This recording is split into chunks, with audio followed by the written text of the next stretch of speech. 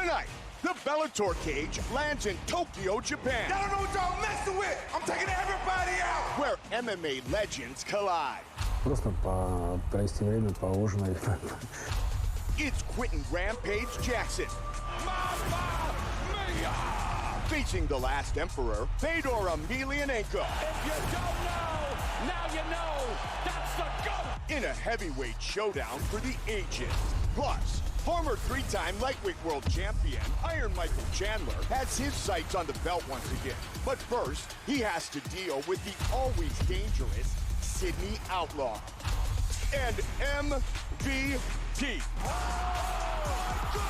Michael Venom Page looks to close out 2019 with another bang. From Saitama Super Arena, Bellator's year-end blockbuster starts right now, live and free on Paramount Network.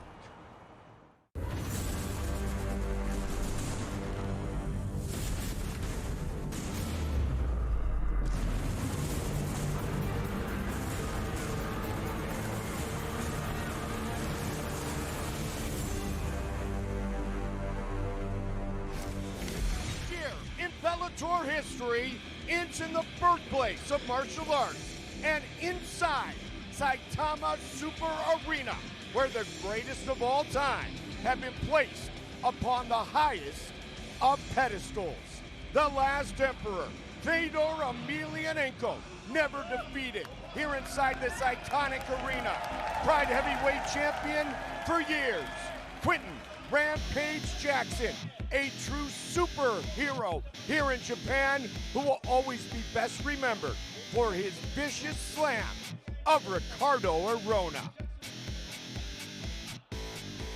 Hi again, everybody. I'm White Goldberg. My partner is always Big John McCarthy. Partner, not only is this a monumental night for Bellator MMA, it is a huge night and a huge statement being made by the entire sport. It is so big. It's so hard to describe to people, but you need to understand you have two major promotions that are now saying we are going to allow our fighters to cross over and compete against the other promoters' fighters. This is something the sport of MMA needs. This is the way it's supposed to be. It's not so much about the promotions. It's about the fighters, and it's about time this is happening. And if it is about the fighters, then the man who should headline is the last emperor, Fedor Emelianenko. Fedor is a legend. He made his bones here in Japan, fighting for Officially, pride, fighting in this arena, 240.5 and fighting in this arena so many times and never losing here. There is no question that, as they say, Chicago, the United Center, the house that Michael built, I would say this is the house that Fedor built. And then you have his opponent, Quentin Rampage Jackson. Q is entertaining, enthusiastic. He has a ton of fun. Rampage is one thing and one thing only, vicious. Rampage is dangerous always because you know he is a guy that's going to walk forward and try to put your lights out. That's what he does, and he's got a granite chin, so you try to hurt him, and he just sits there and grunts and takes it and then starts hitting you with power shots. That's what Fedor needs to be careful with. All right, our co-main event, the only three-time champion in Bellator history, Michael Chandler. He fought at Madison Square Garden. He said that was magical. He told me that tonight even takes it to another level. He is super excited to be here in Japan because he's watched all of those major promotions and all the walkouts and everything, and he said, that's a bucket list of mine. And he's a guy, three-time champion you're talking about. He looks fantastic. He's in shape. He was prepared to fight Benson Henderson, but now he's got Sydney Outlaw. And in fighting Sydney Outlaw, he's fighting someone who is very similar to people that he has fought before. He had Eddie Alvarez. Eddie Alvarez from Philadelphia, Sydney's from Philadelphia. They both have stand-up roots, but they're very good on the ground. This is going to be a good fight for Michael Chandler. I think it's pretty simple. Sydney Outlaw said yes immediately when he got the phone call 3 weeks ago. He also said, if I win, my entire life changes. It does. This is a huge fight for Sydney. Sydney's coming off of a big win against Roger Huerta in Israel. He is 2-0 here in Bellator, and he has been on a win streak. And if he can get a win tonight against Michael Chandler, a three-time champion, he is setting himself up to do very well in Bellator for the future. And do not forget, it is Bellator versus Rizin. And what a better way to represent Bellator Then with MVP, Michael Venom Page against Shinsho Anji. Lorenz Larkin taking on K-Taro Nakamura. Those two men have combined 46 wins. Pitbull Brothers product.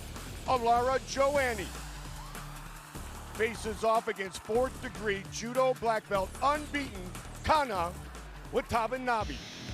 But first, we get set for Goiti Yamauchi, who was born here in Japan and still has a ton of family here. They are in attendance tonight. His opponent may be the Detroit superstar, but he has also made it very clear he is to represent Ryzen this evening and all the Japanese fans who have represented him.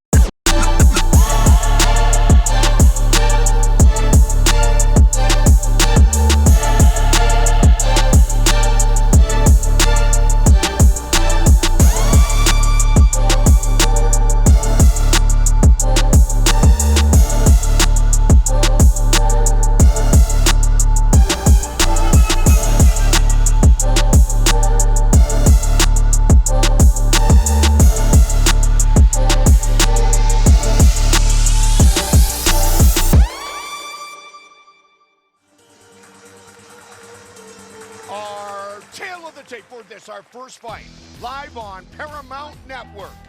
Goiti Yamauchi, 26 years old. The Detroit superstar Big John is 8 years his elder.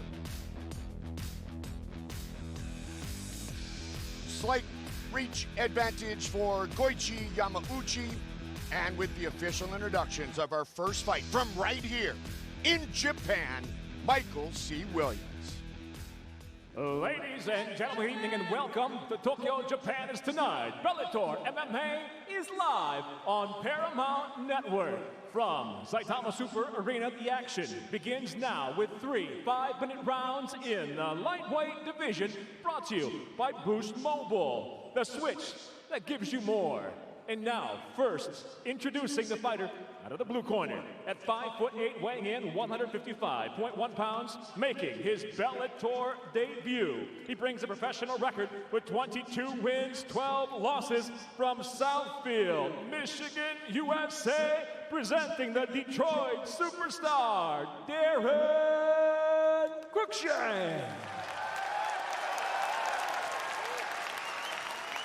And across the cage, his adversary out of the red corner at 5'10", weighing in 157.8 pounds. The Bellator veteran stands with 24 professional victories, 4 defeats. Originally hailing from Japan, and now out of Curitiba, Paraná, Brazil, introducing Goiti Yamauchi.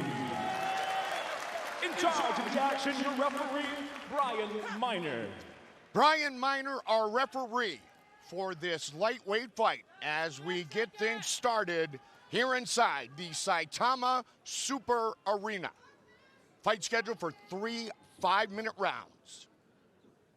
Cruickshank, Yamauchi,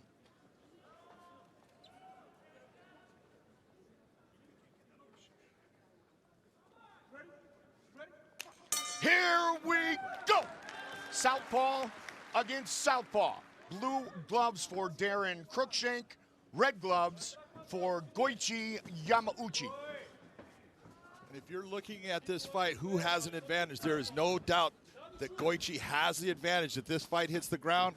Wrestling is a big part of Daron Cruickshank's game, but his stand-up is dynamic, and on the feet, he's the guy that has the advantage. Goiti Yamauchi, 10 victories inside the Bellator cage, coming off the submission win over Syed Awad, the first to submit Syed Awad in 3,100 days. Verbal tap back at Pachanga in October. You think about that armbar that he put on, the way that Goiti applied that armbar, it was the twist of the arm also. He's so knowledgeable about how to do little tiny things to increase the pressure, make the technique work, and he does it flawlessly, especially with his rear naked choke. Black belt in Taekwondo, Daron Cruickshank has trained under his father for years. He said, my dad Dean is still there every day, and Daron really has an appreciation for his father's involvement and his father, John, pushing him towards stardom at the right time. Absolutely. Beautiful spinning back fist attempt, or spinning back elbow by Cruickshank, but you saw what Goiti did to take and crush that space, make it so it's not effective, and now he's in a position to get the back of Daron Cruickshank. This is not a good place for Daron to be in this fight. Peel him off. Keep your chin tucked. Keep your chin tucked to peel him off. Turn it on. Turn it on. Let that cage peel him off. Darren at this point really needs to just be in control of the hands, be calm, think about where the hands are at right now. Yep, keep turning on. Keep turning the whole time. Do not allow Goiti to start to close those hands in a seatbelt position or anything, which is going to make him feel like now both the hands go up and then the legs are going to come in and he's going to start to have position on his back. Goiti Yamauchi, #1 in Bellator history with 7 wins by submission. 4-way tie between Michael Chandler tonight in the co-main event, Alima Leigh McFarland, Neiman Gracie, and Marcin Held. They have scored 6 victories by submission. And what you're seeing with Daron, I mean, this looks like, well, they're doing another. Goiti is waiting for Daron to make a mistake. Just pushed off of the fence with his foot, very smart in getting Daron away from it where Daron can use it to peel him off. Daron needs to be very careful in this position. This fight hitting the ground at this time with 2 minutes left in this round is not a good position for Daron Cruickshank to be in. You hear the corner talking about wrist control. Cruickshank trying to use that defensively 3 minutes into round #1. Yeah, it's getting bad right now. This is where Goiti is outstanding. The rear naked choke is his key. And it's all over! Goiti Yamauchi by rear naked choke.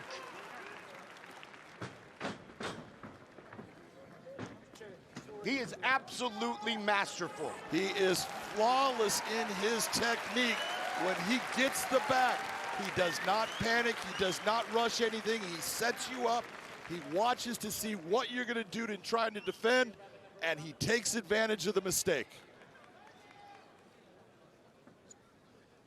Goiti Yamauchi with another first-round submission victory, the 17th first-round submission win of his mixed martial arts career.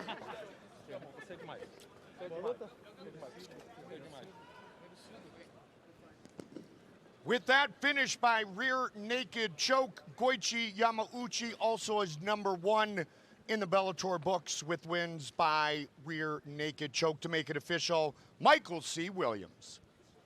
Ladies and gentlemen, inside the Bellator cage, it comes to an end. The tap by way of a rear naked choke officially. 3 minutes, 11 seconds. Round #1 by submission. The winner, Goiti Yamauchi. Great way to start in front of friends and family here in Japan for Goiti Yamauchi.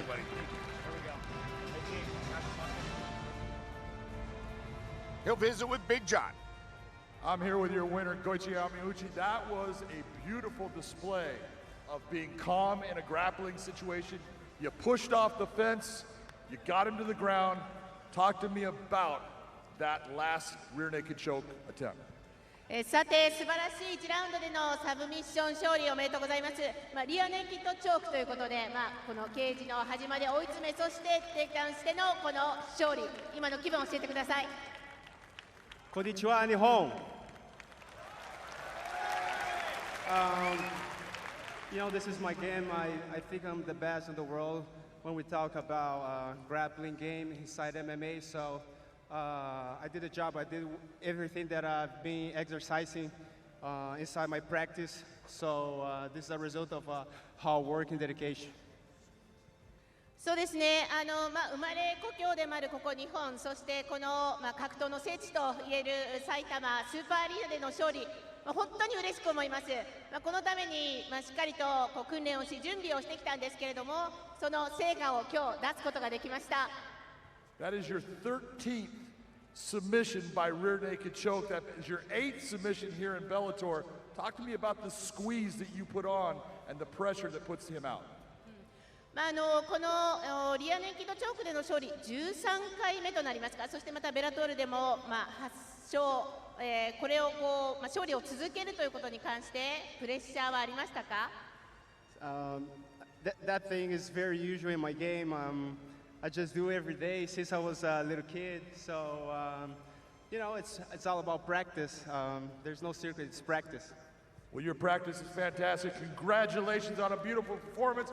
Ladies and gentlemen, Goiti Yamauchi. 日本の皆さん、どうもありがとうございました。日本は最強。Third straight victory for Goiti Yamauchi. Once again a winner by submission. The ultimate ambassador for the sport of mixed martial arts, Fedor, first fought here in 2002, defeating Semi Schill. Some of the most cherished wins have come over Mirko Krokop, Big Nog, Mark Hunt, Mark Coleman, and the late Kevin Randleman. Rampage last fought here in 2012 against Bellator heavyweight and light heavyweight champion Ryan Bader. The Japanese fans have always been his favorite. Saitama Super Arena was the first place that he fought here in this country. It will forever be special. Special way to end this decade, and what a way to start the next one. January 25th, exclusively on DAZN.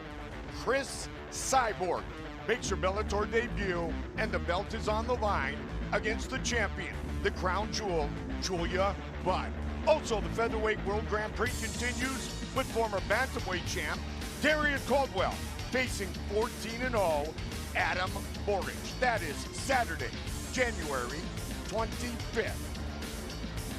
Ilara Joanne told us many legends have fought in Japan, and now I have an opportunity to fight here. And most importantly, I fight here as a Bellator representative. Her opponent, born and raised right here in Tokyo, Kana Watanabe, 4th degree black belt, 6-fight win streak, 3-0 in Ryzen. And oh, by the way, that black belt, Big John, is in judo. Saitama Super Arena has hosted a major martial arts event on New Year's Eve every year since 2001. Tonight, it is about Bellator MMA, and right now it's about the flyweights. Ilara Joanne spent the final part of her preparation for this fight training with Olympic gold medalist Henry Cejudo. Unbeaten, Kana Watanabe told us this fight will end in a finish. She wants to prove that she can face off and defeat world-class opponents.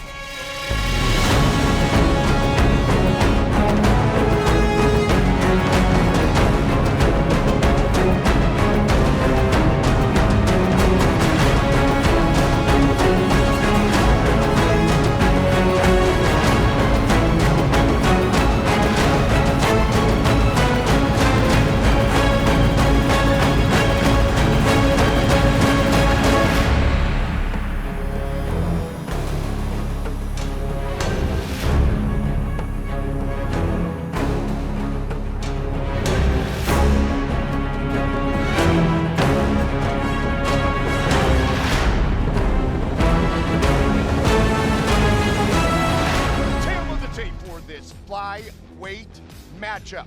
25-year-old against 31-year-old. Risen's Watanabe is a bit taller and will have a slight reach advantage. She is taller. That 3 inches could be an advantage, but it can also work against her when she's going for those takedowns against Joanne. Michael C. Williams. Bellator Japan now presents 3 5-minute rounds in the flyweight division live on Paramount Network. We introduce first the blue corner at 5'6", weighing in 124.8 pounds. In her Bellator debut, she comes in undefeated, 8 wins, no losses, 1 draw, fighting out of Tokyo, Japan, presenting Kana Watanabe. And across the cage, her adversary, fighting out of the red corner at 5'3", weighing in 125.9 pounds, just off an impressive debut in the Bellator cage. She comes in tonight with 9 professional victories, 4 defeats. From Fortaleza, she fights out of Natal, Rio Grande do Norte, Brazil. Introducing Ilara, Arya Stark, Joanne. In charge, your referee, Kevin McDonald. Kevin McDonald, our referee for this flyweight matchup. Mike Goldberg, Big John McCarthy, Saitama Super Arena. Kana Watanabe, Ilara Joanne. Fight scheduled for 3 5-minute rounds. We are underway. Watanabe in the blue gloves, Joanne in the red gloves.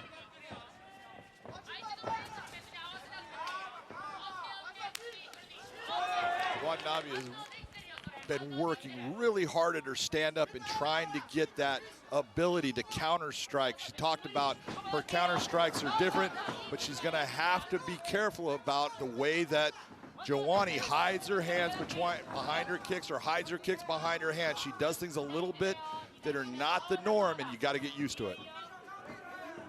Captain, the coach, Eric Albarracin, was telling us when Henry Cejudo was in the gym in Scottsdale, Arizona, he wasn't really holding back too much. And Ilara Joanne and Henry Cejudo, the champion, had some entertaining sparring sessions, if you will. Well, one of the things that Joanne talked about is the confidence that she has gained since going to the Pitbull Brothers, since being able to work out. Big right hand and left hand right there by Joanne. It's that confidence that's the difference in who she is as a fighter today. Big shot, she is hurt, Mike. Watanabe got stunned by that. Absolutely, she tried to grab the leg, John, but could not do so. And there's another left that connects. One of the things that Watanabe's doing right now, look at her head. It is right down the center line. It is not moving, and it is just a clear target for Joanne at this moment. And Joanne's punches are very straight, on target, mixed up, lead hook, and now looking to take it to the ground. Nice job by Watanabe using that arm. Joanne going for that knee bar. She does not have that leg in a position. She's got to extend the body out. She needs to be very careful. When you're going for this, your head is in a position where your opponent can attack. That's not a good position to be in. Sometimes you just got to say, I don't have it. Let me just get myself safe. Working towards the triangle. It's not there yet. It's getting closer. 6-fight win streak for Watanabe. It's on right now. Watanabe's trying to change that angle on it. Joanne's in a good position, but she definitely needs to start pulling down on that head. She's trying to just hold that arm so she cannot be strong. But if she increases the pressure by pulling the head down with those legs, it can create the pressure enough to put Watanabe out.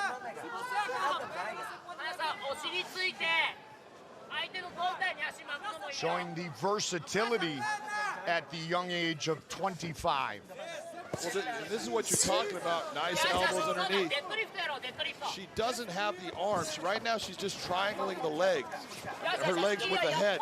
So the arm is not in place for a triangle to work. But right now, Watanabe was stuck in that position. Watanabe trying to work herself free. Joanne talked about the very high-level judo possessed by Tokyo's Watanabe, but she feels she's better not just on the feet, but on the ground as well. And this is when we talk about a grappler taking the fight to the ground, as Watanabe wanted to do when she grabbed a hold of that arm. She has been in this position, but all she has been doing is she's been remaining on top. She hasn't been doing any kind of submission attempt. She hasn't. She's been put in the worst positions. She's accepted the elbow strikes. She needs to start opening up. She was losing this round on the feet, and so far she hasn't even come close to gaining any space. She's actually given up more ground. Side control for Watanabe.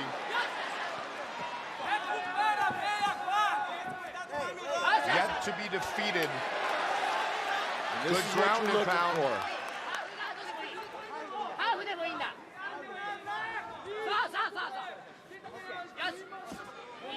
Trying to pin that arm, John. She's trying to. Right now, she doesn't have a whole lot with the shots. There's not a lot of power to them. It's more of a, she's touching her. There's just no damage being done with those shots. Seeing that Joanne's going for a Kimura grip. She doesn't have that either right now. She's entwined the arm, but her hands are not in the position they need to be for her to get that. Under 30 seconds now, round number 1. Bellator's Ilara Joanne in the red gloves. Rizin's Kana Watanabe in the blue gloves. Watanabe creating a lot of pressure with that shoulder, turning Joanne's head and looking for a head and arm choke on that side. 10 seconds. Doesn't have a whole lot of time. Good shots. Watanabe, very good at the end of the round. Stop!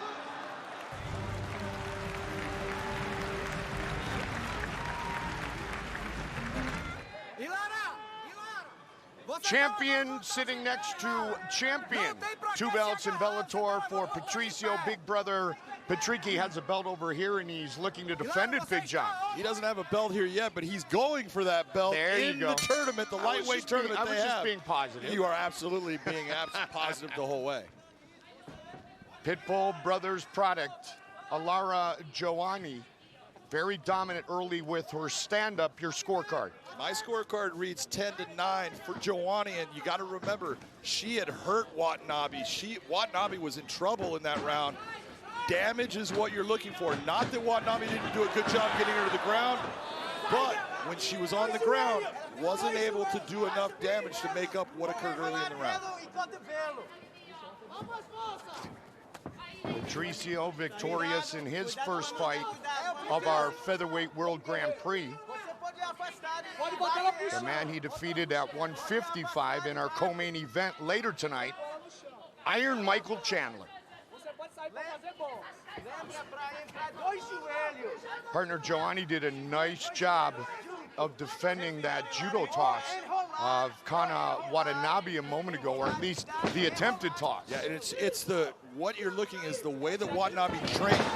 She chains all these techniques together. That's what's making her successful. She doesn't just go after one thing and stop. She swings the leg one way. She comes back on the opposite side, looking for the trip, looking for the haragosh. She's outstanding in that, but beautiful transition by Joanne to end up on top. Joanne's a purple belt in Brazilian Jiu-Jitsu, so it's not like she doesn't understand what to do on the ground. Right now, in the guard of Kana Watanabe. Joanne very aggressive. Her boyfriend Arthur Lima, a 7-1 lightweight. They call him Mr. Knee Bar in her corner tonight. She says that's where she learned the knee bar that she pulled off on Beck Rawlings. So if that's who she learned it from, he obviously knows what he's doing. Does that also mean that he knee-barred her about 100 times in practice? More than that. Yeah. I wouldn't think that's a great way to, keep a relationship going, but, Now, what we're seeing is the exact same thing in opposite we had in the first round. You can see Joanne's in the top position. She's got that leg lace, but she's just grappling, and all these little shots are not hurting her, but that's the most action in trying to end the fight that's going on. Watanabe's the one that's doing something. Right now, nothing out of Joanne except holding. Ilara Joanne said, I hope to fight the champion by the end of the year. I'm sure she's talking about the year 2020. Big admiration for Alimale McFarland. And once again, congratulations to Alimale for her fourth title defense a week ago in her home state, her home island of Oahu. What Joanne was trying to do is she was trying to go for a knee bar with her legs from the top position. She was just never close to getting that done.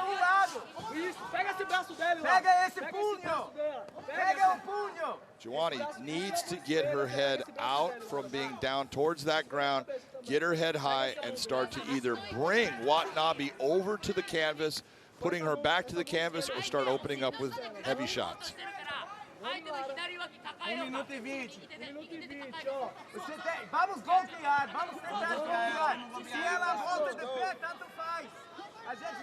Ilara Joanne, John, had such a clear advantage and was doing so much damage on the feet. Yep. Then initiated the ground game in round one, and that's what we've seen throughout round two. Yeah, and she, it's in these situations where you're looking at a fighter and they get so focused on, I'm on top, I want to remain on top, let me just keep working this position. You're not doing anything in that position. So if it's, I'm going to back out, then back out, exit with a shot, get back to your feet. You have a distinct advantage on your feet. Why are you playing into her game? Watanabe turning her over now. More shots. Yep. Good ground and pound.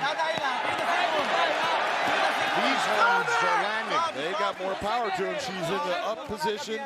She's able to bring a little more power with him.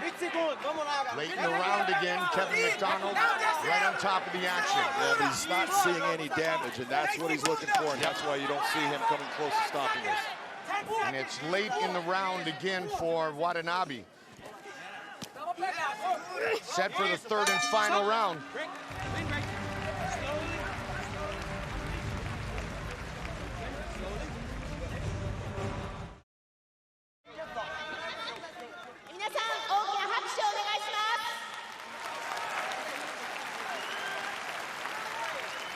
Three-fight win streak on the line for Ilara Joanne. 6-fight win streak on the line for that young lady, Kana Watanabe. Third and final round. Red gloves for Joanne, blue gloves for Watanabe. And what'd you score round 2, partner? No doubt in my mind, that was an easy round. Watanabe 10-9. And she's going back to that ground position where she has been dominant in the second round because she was just at least being busy. Nice takedown by Watanabe. Close guard, but again, it's those skills in judo that have led this fight to the ground in round 2 and now again in round 3. Her ability to unbalance Joanne on the feet, bringing her down to the ground where she wants to be, that has been the difference. Elbows from the bottom. It's clear that Watanabe wants to show that her stand-up is, evolving. But in this fight against Joanne, she's been taking big shots. So why am I going to play that game? She's been very smart in getting close, closing the distance, grabbing an arm, and using all of that judo skill to put Joanne on her back. Joanne going after an armbar attempt here. The leg position is not exactly where you want to be. The elbow is in place. It's a matter of extending her hips. She realizes she doesn't have it. Let's go over it. Watanabe said this fight will end in a finish. 3.5 minutes to do so and hold true to her statement pre-fight. Top position for Tokyo, Japan's Kana Watanabe.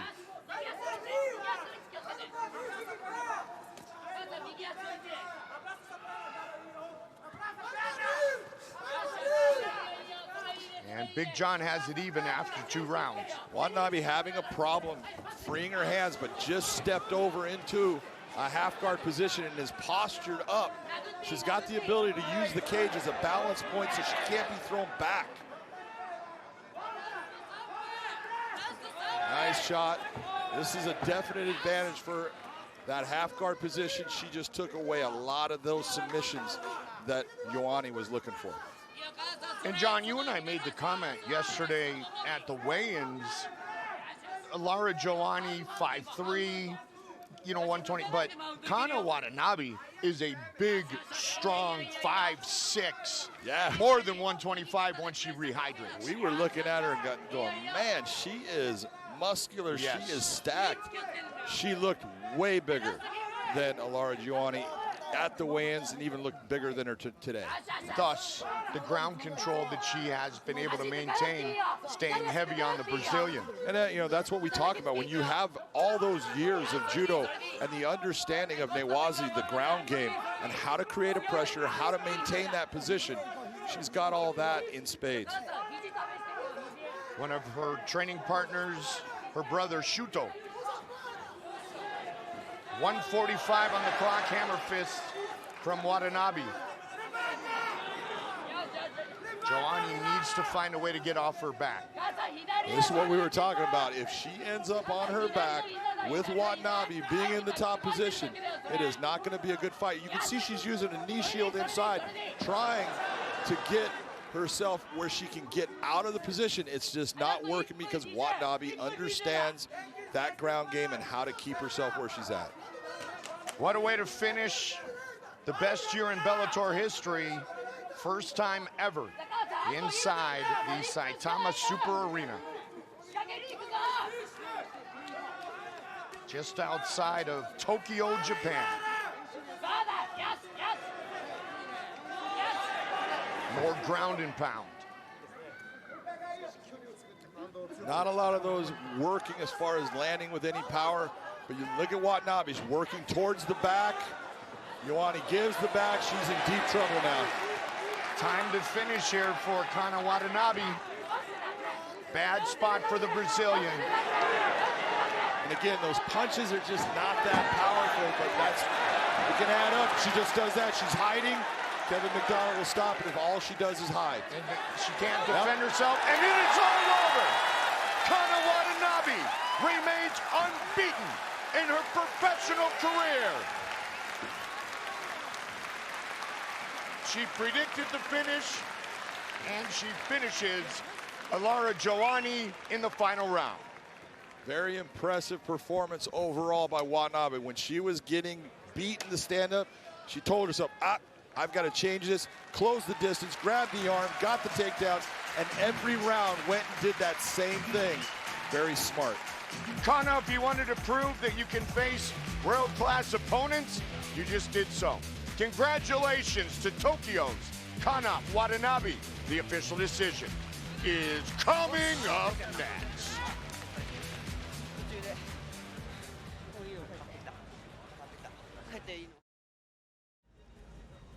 The fourth-degree judo black belt utilized those skills to take the fight to the ground, then finished it in the third to make it official, Michael C. Williams. Ladies and gentlemen, inside the Bellator cage, it comes to an end as referee Kevin McDonald waves it off due to unanswered strikes. Official time, 4 minutes, 39 seconds. Round number 3, the winner by TKO, Kana Watanabe. She promised to finish, and she did it with 21 seconds remaining in the fight. Moving to 9-0-1 as a professional, Kana Watanabe with Big John. I'm here with your winner, Kana Watanabe. That was a beautiful performance. You utilized your judo skills to put the fight on the ground and get that win. まずは渡辺香奈選手、ご自身のですね、柔道のバックグラウンド、しっかりと生かした試合展開だったと思います。おめでとうございます。今のお気持ちはいかがですか？ありがとうございます。すごくジョアン・イララ選手すごく強かったので勝ててほっとしてます。また、ライジン代表としてここに立っているのでファンの皆さんの思いや他の選手の思いも背負ってたので本当に勝ててよかったです。ありがとうございます。I am so very happy that I was able to bring this victory to all the fans, all the people who are kind of representing Rising. I feel like all the other fighters are with me. I know that during the fight, during the 3 rounds, Joanne was very strong. So I was able to bring out the best of me, and I'm just so relieved now. I want to tell you, it was a beautiful performance. Congratulations on a beautiful win. Ladies and gentlemen, Kana Watanabe. The finish late in round number 3 for unbeaten Kana Watanabe. And it's 1-1, Rising with the victory in that flyweight fight. Fighting at Madison Square Garden was cool. That was a bucket list fight. But my true bucket list fight has always been Saitama Super Arena. And tonight, Lorenz Larkin gets that opportunity against the master of the rear naked choke, who wants the world to know that the Rising welterweight division has a tough dude called K-Taro Nakamura.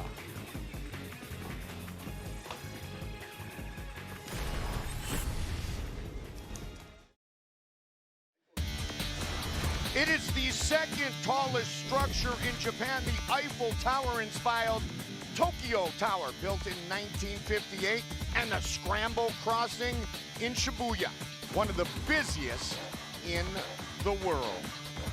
Up next, the welterweights. Lorenz Larkin said, I'm fighting for myself, but I'm also fighting for Bellator as a promotion, and I am one fight away One victory, of course, from fighting for the world title. 49th professional battle for K-Taro Nakamura, the former Sengoku and deep welterweight champion and former Shuto middleweight champ.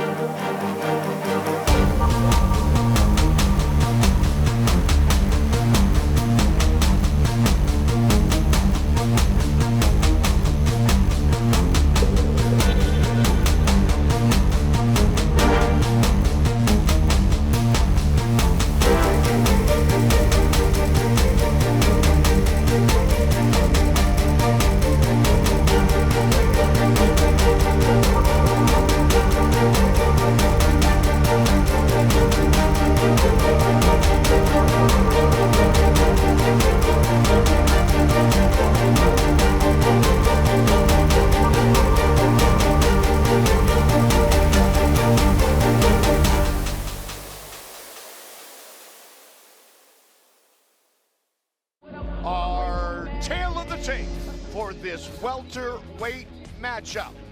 Both men 5'11", reach is virtually identical. Once again, here is the voice, Michael C. Williams. Here at Saitama Super Arena live on Paramount Network, Bellator MMA now moves to the welterweight division, scheduled for 3 5-minute rounds. Introducing first, the blue corner. At 5'11", weighing in 170.2 pounds. In his Bellator debut, he stands with 35 professional victories, 10 losses, and 2 draws. Fighting out of Tokyo, Japan, presenting K-Taro Nakamura. And across the cage, his adversary, fighting out of the red corner.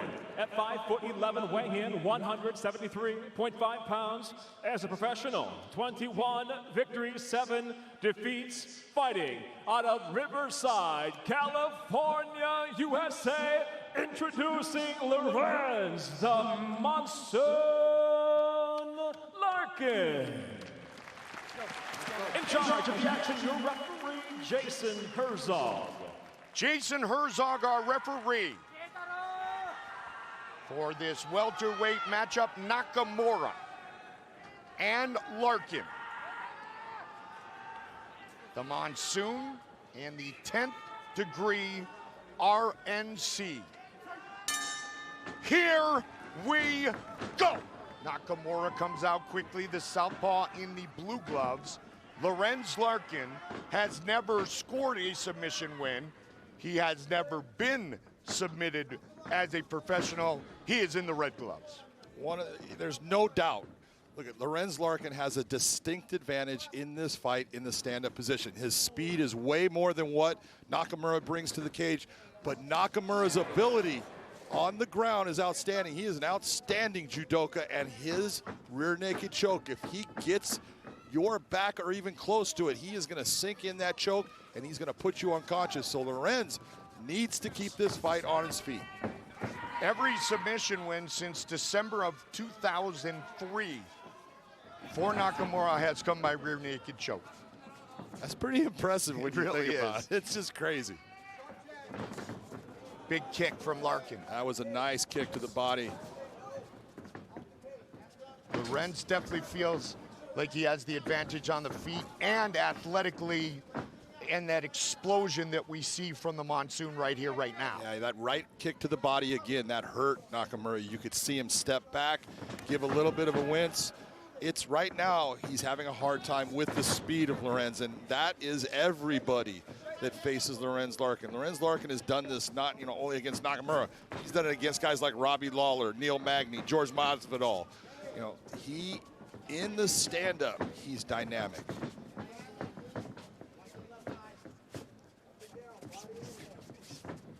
Fighters on both sides, the Rizin side and the Bellator side, all very prideful as they fight tonight in what is, John, an individual sport.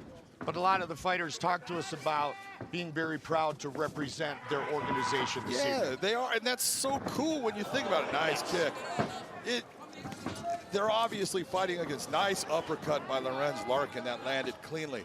They're fighting, against their opponent, but they also are saying, hey man, I want to represent the people that I fight for, my promotion, and that's cool. There's nothing wrong with that. But really, when you look about it, it's all about, do you get the win against that man that's in front of you? Absolutely.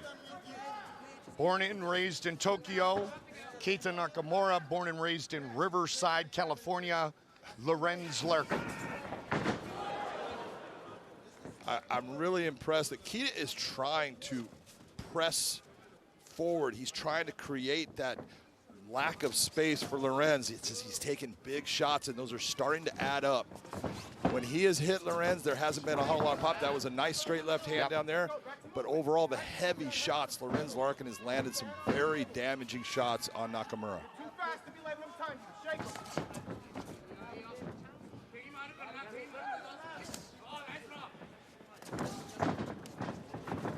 Lorenz keeps going back. He sees that uppercut. He sees Nakamura dropping his head down. And you're seeing him go back to that uppercut time and time again. Straight right hand down the pipe. Nice shot to the body. Very impressive stand-up exhibition by Lorenz Larkin right now. And Nakamura even said of his opponent, Lorenz Larkin, he's super quick as a welterweight. Probably one of the fastest in the world. Heavy hands, but his kicks are what are dangerous. And already we've seen the Monsoon land a couple. Yeah, you can see the marks on Nakamura's body already. He's got red marks all over from the shots he's taken.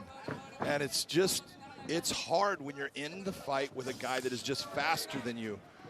You're trying to make up, and he's trying to at times counter, and its shots are just going by just because Lorenz is moving himself just a little bit out of the space, not giving a lot of ground, but just giving enough angle that the shot goes by.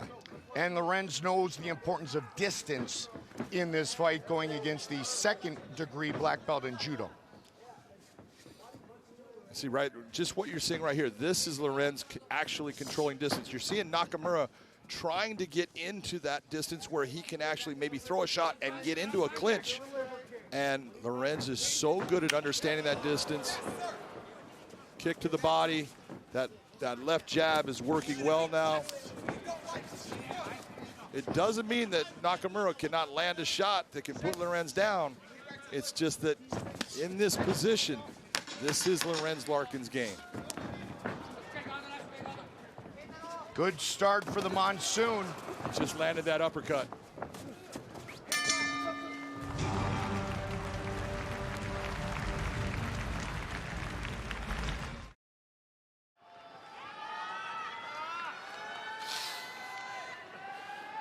Fighting at Madison Square Garden was cool. As I mentioned earlier, that was a quote from Lorenz Larkin. It was really cool. But being here, fighting in this building, Saitama Super Arena, you cannot beat that. Not many people get an opportunity to fight at a show like this one. And what a first 5 minutes turned in by Lorenz Larkin. Red gloves for Larkin, blue gloves for Nakamura.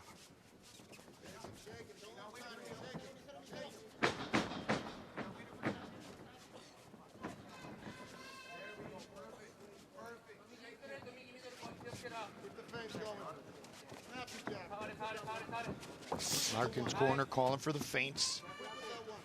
Love to open up that rib cage again with a couple of kicks. He landed a couple of kicks to the body that landed flush against Nakamura. Shows what kind of condition Nakamura's in. Again, look at that right hand. Straight down the pipe after the jab.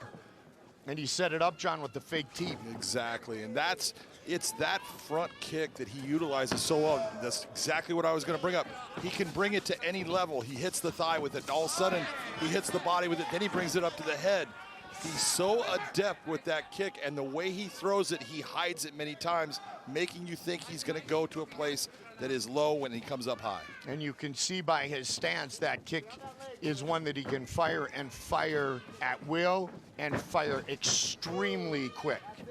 Really impressed with Nakamura and his pressure, even when he's getting hit, coming after Lorenz. Nice shot by Nakamura. That's what Nakamura wants. He wants to fight in the phone booth. Lorenz gets it back to the center of the Bellator cage. Nakamura is showing all of the years of experience in these fights that he's had. You know, looking at 47, this is his 48th professional fight. He's showing you that he is a seasoned fighter. He's getting hit, he's remaining relaxed, remaining calm, looking for his moments. Nice kick to the body. See, and he went for that, trying to grab the leg, just unable. Lorenz has consistently throughout his career been very difficult for people to take down. Yeah. I refereed him when he was a heavyweight, and then he was a light heavyweight, and he continued to go down in weight because he did have some baby fat on him, but he was always fast, and he was always hard to take down, and he has just gotten himself better and better at that to where now a lot of people aren't even trying. The greatest fighters in the world can adapt, and he has done so throughout his career. 21 career victories for Lorenz Larkin, 35 for K-Taro Nakamura. Inside leg kick. Just right there, you saw the feint by Lorenz. Did you see the bite by Nakamura? So that's what now you're going to see Lorenz set him up again. He's going to look for that bite, and he's going to set a trap for Nakamura. Keep an eye on the right hand of Nakamura, because on that last feint, John, he dropped the hand. Exactly. The left jab of Larkin, anytime he wants to reach out and touch Nakamura, he's going to do so. Oh, well done.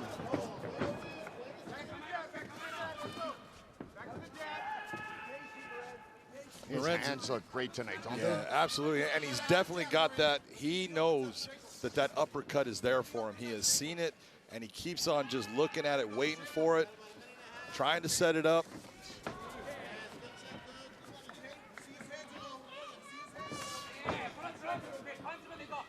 Even the corner, John, we can hear him. You see his hands are low. Keep striking him. You see his hands are low.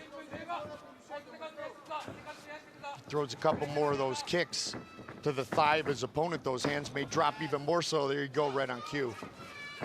Well, I remember Nakamura, man. He was in the fought Drew Fickett and went to that fight, put the pressure on Fickett to the point. Fickett was exhausted, and then a bad thing happened, and then he got called for an illegal elbow. Yeah. I'm telling you, it wasn't. And he kind of got cheated out of that fight. I always felt bad for him in that. But he has shown throughout the years, he is just a steady, consistent fighter. If the fight gets to the ground, you're in trouble with him. On the feet, he is skilled, and you can see that by, oh, beautiful knee by Lorenz Larkin. That hurt him. You see him stepping back with it. He's having a little bit of problems getting himself back centered. Boom, stepping elbow. Yeah.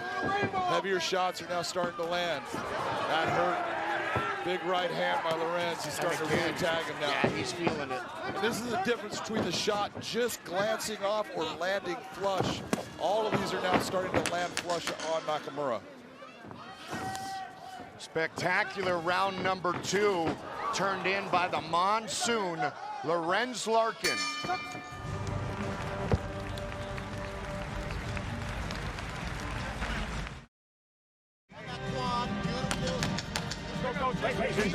Now to the third and final round. 最終ラウンドに入ります。熱戦を続ける両選手に大きな拍手をお願いしま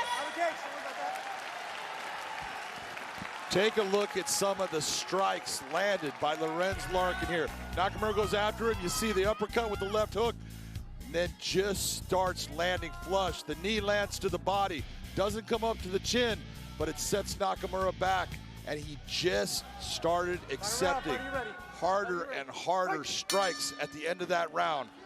Showed his toughness and showed that he is game to fight with anybody in any position of MMA.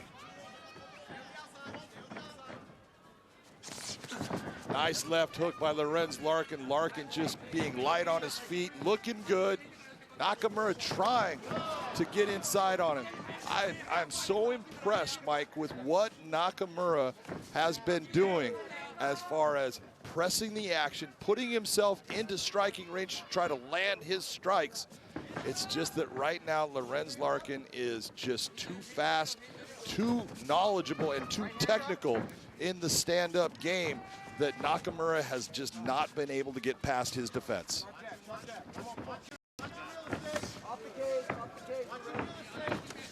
10-9s, not 10-8 in either round, right, partner? No, both of them are 10-9s. You know, obviously Nakamura loses the round, but he was competitive and he's fighting, and he was never damaged to the point where he was out of the fight. He was never dominated in any fashion.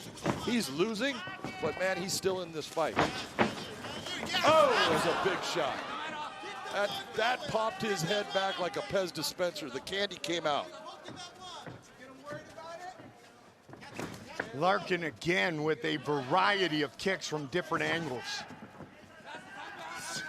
Nakamura has to know he needs a finish here. Yeah, there's no doubt. He knows it, you know, and he's trying. I give him props, man. I'm telling you that his ability to keep going after Lorenz and pressure Lorenz when he's taking a lot of these shots, because a lot of his stuff is not touching Lorenz. He's hit him a couple of times, but there is no quit. Just again popped his head back.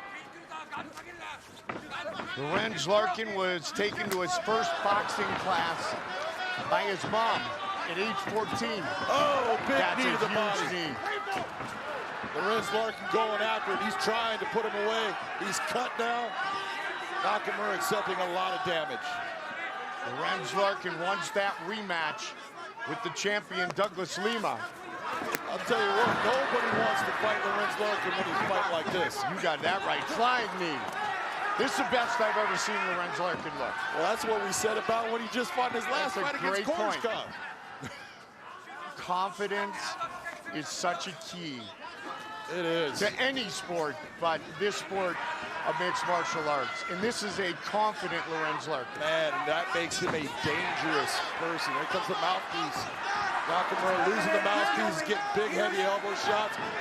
He is hurt. This is not a good position. Looking for the finish right here, right now. Jason is going to let him go as much as he can as he's holding up this leg, looking for the takedown. But he has taken some heavy shots, elbow and punches. And Lorenz being very careful and diligent at what angle he was bringing those shots. Absolutely, every one of those was clearly legal. Heavy shots, damaging shots. You're talking about what a 10-8 round is. This is what is a 10-8 round looks like before it happens. But Lorenz very aware not to throw anything that might be questionable and take away what has been such a great body of work. Absolutely. You know, and this is when we talk about those first 2 rounds and we're saying, man, that hurt him, that's a damaging shot. It adds up, and that is what a smart fighter does. I don't have to end this fight in the first round. Let me just take little pieces away from you, and eventually the building's gonna fall. The eye of Nakamura damaged. The eye, the side of the head has got a cut. He's been opened up in multiple spots by Larkin. Larkin has switched things up nicely. Superman punch. And that eye is not helping in him being able to see what Lorenz is throwing. Especially the way Lorenz is throwing that straight right, John. Follow behind that. Again to the midsection. And, you know, that's just, you can hear it. You get hit with that teep and it looks like, oh, it's no big deal. No, that's like someone just punching you in the gut. It hurts. They call it a foot jab for a reason. Exactly. And you see the way that Lorenz throws it. He will throw it multiple ways. Sometimes he'll angle and turn his foot out sideways, trying to actually utilize the heel as the striking element. Sometimes he's using the ball of his foot. He switches it up. Sometimes guys use it to create distance. Lorenz generally uses it to do damage. Lorenz Larkin simply outstanding.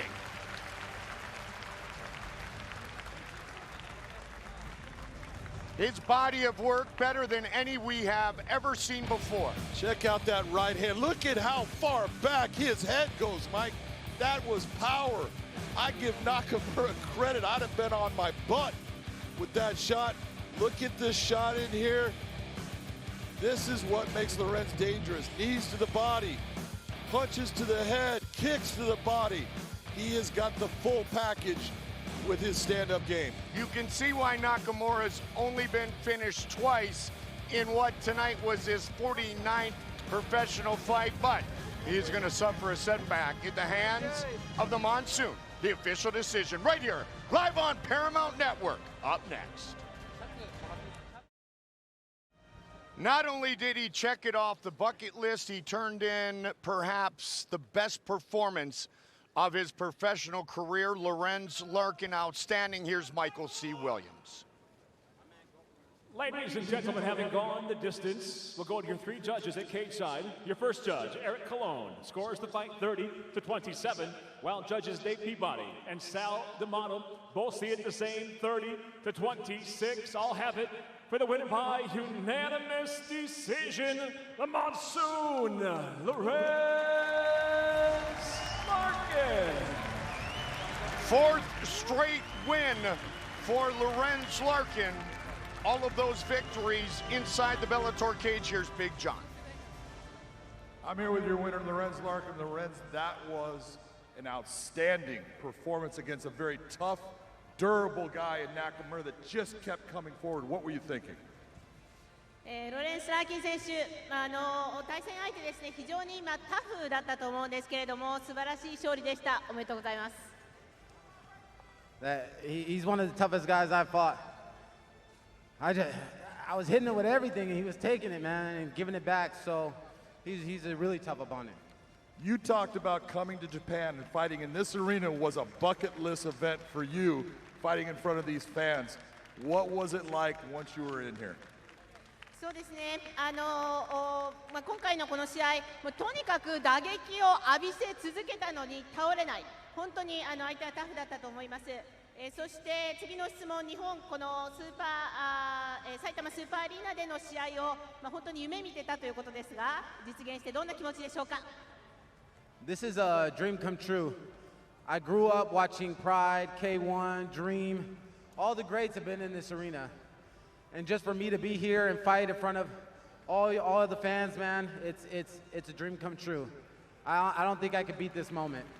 Well, that was the best performance in your professional career. You were outstanding. Ladies and gentlemen, give it up for Lorenz, the Monsoon, Larkin. What a moment indeed for Lorenz Larkin, and I loved during his walk-in when he turned around and said, wow, that's me on that really big screen. Congratulations to the Monsoon. Fifth fight of 2019 for MVP, who just won again 36 days ago. He says, I love staying busy. Reminds me of my kickboxing days, last two wins in a combined 4 minutes and 29 seconds. Born and raised right here in Saitama, Shinsho Anji sees this fight as the opportunity of a lifetime. Said it is an honor to be that guy to fight in front of the Bellator brass.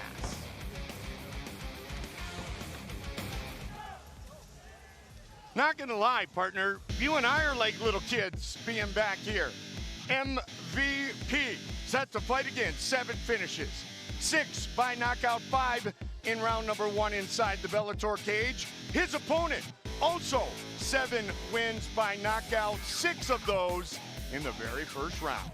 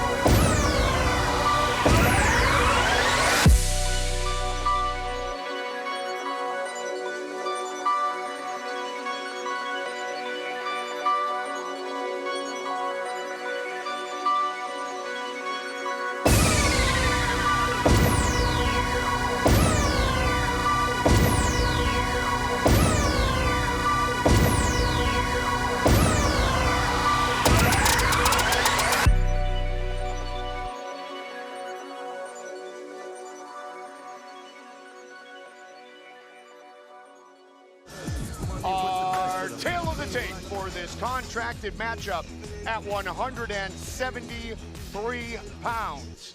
Look at those records, John. 16-1, 11-3. Outstanding records on both, but look at that 8-inch reach advantage. Page is taller, he's longer. Anzai's got to get through a lot of danger to be successful. A lot of danger and a lot of venom, and here's Michael C. Williams.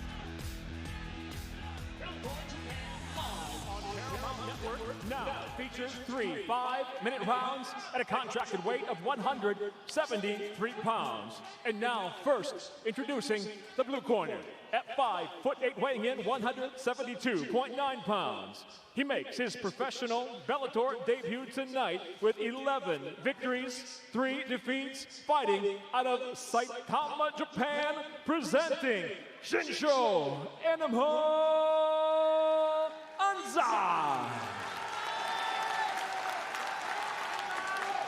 And across the cage, his adversary, fighting out of the red corner at 6'3", weighing in 172 pounds even, near perfect as a professional, 16 victories, 1 defeat, fighting out of London, England, introducing MVP Michael Venom Page. And the referee in charge, Jason Herzog. Jason Herzog, our referee. This fight contracted at 173 pounds. Anzai and Page. Rising against Bellator. And here we go. MVP in that familiar side stance in the red gloves. Saitama zone in the blue gloves. Well, there's no doubt Anzai wants to get inside, get Page to the ground, and he's going to have to do something exactly what you just saw, those kind of mad rushes in. But he's got to do it without being damaged, and the question is, can that be done? Shinsho said, I am much shorter than most guys in the division, but he believes that is one of his advantages. I guess if he gets inside, you know, that's what he's talking about, but getting inside of that range and kickboxing ability of MVP is not easy at all. Oh, beautiful knee by Venom Page. Moving backwards, John. Moving backwards. As soon as he saw that head going down, came up with it. But at least by accepting that blow, Anzai is in a position to try to get Page to the ground. And loses it. Anzai has power. He does have power, but so does Page, and Page has speed. This is the Matador versus the Bull. Anzai has got to be the Bull. He has got to crush space. He's got to make these mad rushes to get past the slick maneuvering and footwork that Michael Venom Page brings. And no one besides Douglas Lima has been able to solve that riddle. Bucket list for MVP, New York, Vegas, Ireland, Japan. Check one of them off. Right here, right now. One of the things that I've always seen out of Michael Page, and you see this stance that he has, you see his hands down. It's one of those, you know, all the things that we go, don't do that. But he does it well. But when you see Michael start to play, he is telling you, oh, I'm confident. I understand the distance. I understand what this guy can do. And I know how to move to keep him from being successful. So when you see him start to play, it's usually a problem for his opponent. There was a guy named Anderson who did something like that. The same thing. And it's so, oh, again with the flying knee. And what that flying knee is telling you is Michael Page is not worried about him being taken down. I am willing to try to throw this knee, and you could try to take me down, but it's not going to be as easy as you think. Hasn't been thus far. I talked about the difference between Michael Page and Anderson Silva because their careers are actually very similar in the way they came up. Michael Venom Page actually has a better record coming up than Anderson Silva and fought actually better opponents in the beginning of his career. A lot of people complain about the opponents that he's fought. It's crazy. He has fought some good people. He's fought the champ in Lima. He's fought great fighters like Paul Daly. He is not afraid to be in the cage with anybody.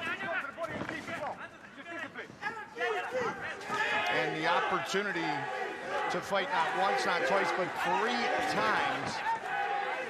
since that battle in the tournament against Douglas Lima is huge moving into the new decade for Michael Venom Page. Anzai just got starched by that shot that froze him. Another one that just hit him flush.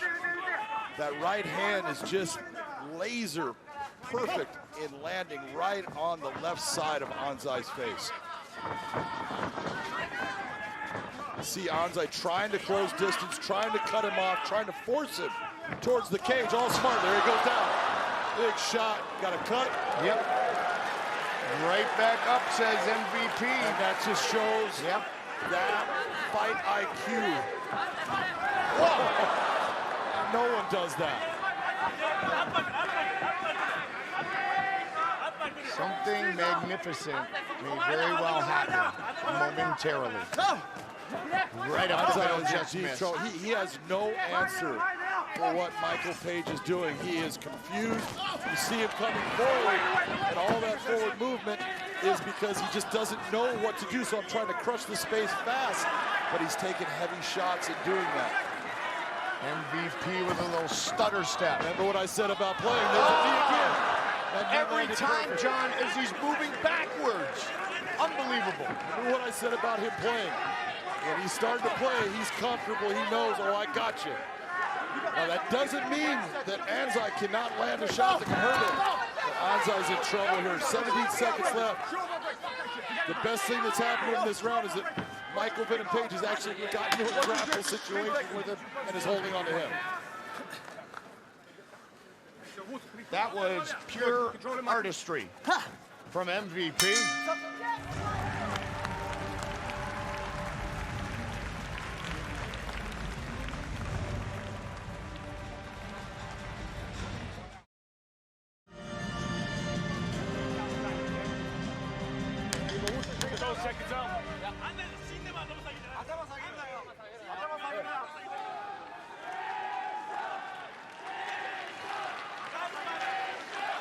What a first 5 minutes from Michael Venom Page. Take a look at the shot. There's the one knee that lands. You see Anzai just being gritty and grabbing the leg even after being hit by it. But multiple shots. Look at that beautiful right hand. Puts him flat on his back. Anzai tough, getting back up. There's the switch kick where he almost hits him with that. Just an incredible first round from Michael Page. And thus that is a 10-8 round. He damaged his opponent. He dominated the action. Anzai didn't land anything in that round. Oh, and again with the flying knee. Look at Anzai. Anzai is a professional fighter that was the Pancrase middleweight champion, and he's starting to look like a kid in the school. It's over. It is all over, just like that. Michael Venom Page finishes 2019 with 3 straight knockouts. What a performance by Michael Venom Page. You talk about a guy that has got tools in the tool chest and just starts using all these different tools to attack. The right hand just starches Anzai, puts him down. Great job of just stopping the action right there by Jason Herzog, understanding how hurt he is, seeing him going down sideways, knowing that that fighter has been disconnected. He is not going to be able to get back in the fight. Only damage is going to come. Beautiful performance by Venom. MVP with his 13th Bellator win. The official decision coming up next.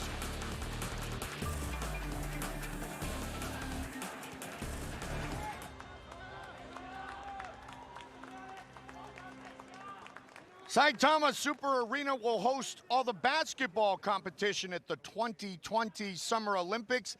Air Page outstanding tonight. Here's Michael C. Williams. Ladies and gentlemen, it comes to an end suddenly. 23 seconds into round number 2. The winner by knockout, MVP Michael Venom Page. First Larkin, now Page. Huge stage, great performance.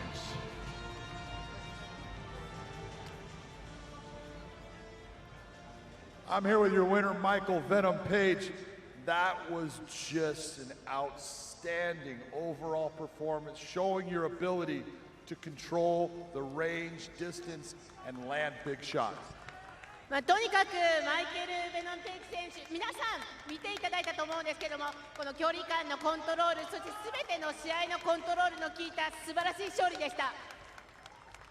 Japan!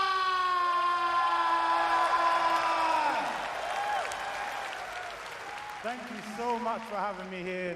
This is the best arena I've ever been in front of. You guys are amazing. This is a dream come true. Thank you. とにかく日本の皆さんありがとうございます。ここほどですね、自分のベストを尽くして、人を尽くして戦いをこう見せる場所、見ていただく場所としてふさわしい場所が他にないと言ってもいいと思います。もう今日は夢が叶いました。本当にありがとう。 You showed no fear in doing flying knees and going after a guy that's known for his wrestling, known for getting fights to the ground. You didn't care at all. You just went after him. 対戦相手のですね、安西選手選手、レスリングがバックボーンだと思うんですけども、とにかくそんなことはものともしないという戦いぶりだったと思うんですが、自分で振り返っていかがでしょうか。I fight with one of the best team in the world, the London Shoot Fighters. We have so many like wrestlers in the gym, and I've been training really, really hard for a level like him because I knew he was going to try and take me down. I defended well, and that's why I was so confident going forward. You contacted Scott Coker after your last fight, said, I want to be on that Japan card, and then he put you on it. What does it mean for you to be able to fight in front of these people? まず、対戦相手、安西新書選手が、レスリングのバックボーンということで、とにかく自分をテイクダウンするということは読めていたんですね。ですので、それに対してたくさん対策を打ってきました。そして、私の所属するチームですけれども、グラウンドワークに非常に強い選手いっぱいいますので、その練習の成果が出たと思います。そして今回のこの試合、自分で手を挙げたんですね。立候補してぜひこのカードに入れてくれというふうに、お願いした試合です。実現して嬉しく思っていますか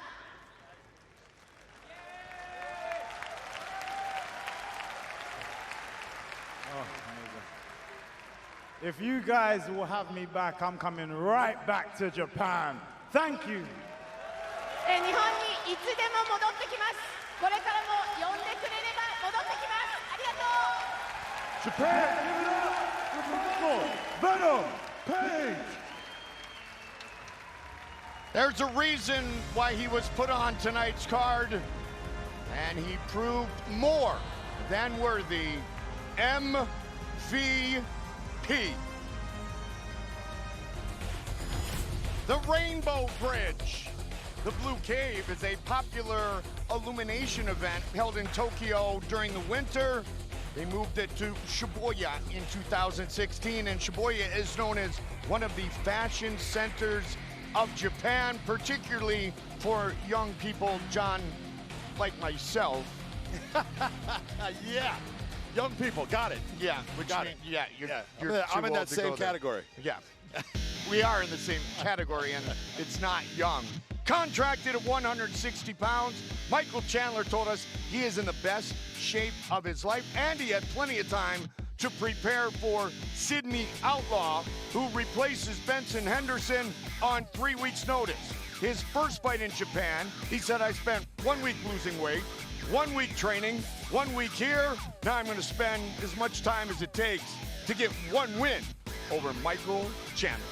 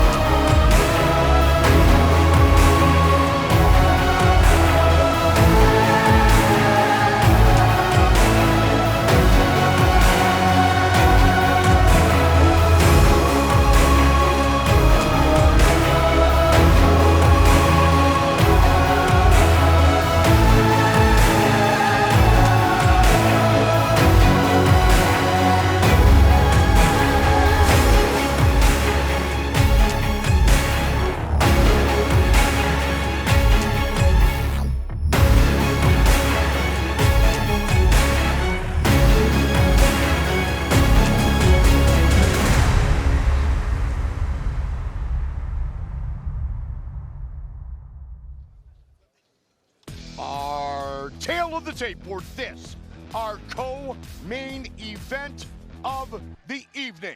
2-inch reach advantage for Sydney Outlaw, who is the younger of the two fighters. Of course, as John said, Michael Chandler has held the lightweight belt not once, not twice, but 3 times.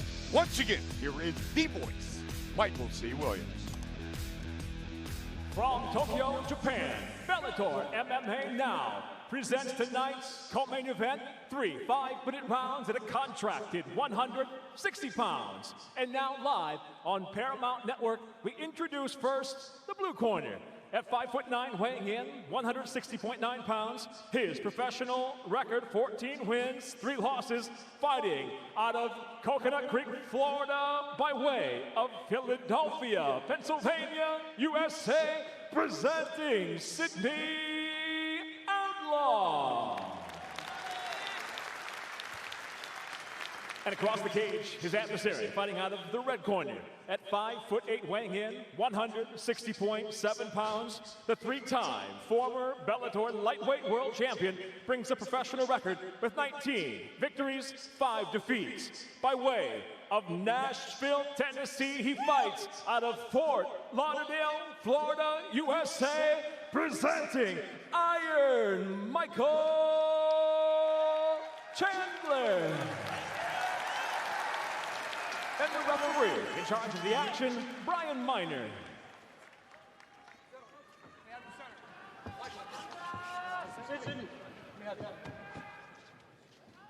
Gentlemen, we know the rules in the back. Fight hard, fight clean. You want to touch gloves, do it now. Good luck to you both. Brian Miner, our referee. Sydney Outlaw. Michael Chandler. Co-main event of the evening. Saitama Super Arena. You ready? You ready? Here we go. Chandler in the red gloves, Outlaw in the blue gloves. Their home gyms separated by about what, John? 8 to 10 miles, maybe? Yeah, about 10 miles. This is, right now, what you're seeing, this is going to be a back and forth as far as pressure. Nice shot by Michael Chandler. Big body shots. If Sydney Outlaw is not moving forward, he is not as good in the stand-up. He is a move-forward type of fighter, but so is Michael. And so it's a question of who's going to be able to be the guy that establishes that I'm the guy that's going to press in this fight. Michael really working the body early. Body shots pay off, man. Oh, yeah. You're just putting dollars in the bank for later on in the fight. Like the old video game. Knock him out, knock him out. Michael Sr., Mom Betty, wife Bree. That was a all in beautiful right attendance hand tonight. to the body. Beautiful right hand. Straight, low, solid. Pull the leg out. Sydney Outlaw, 9-fight win streak.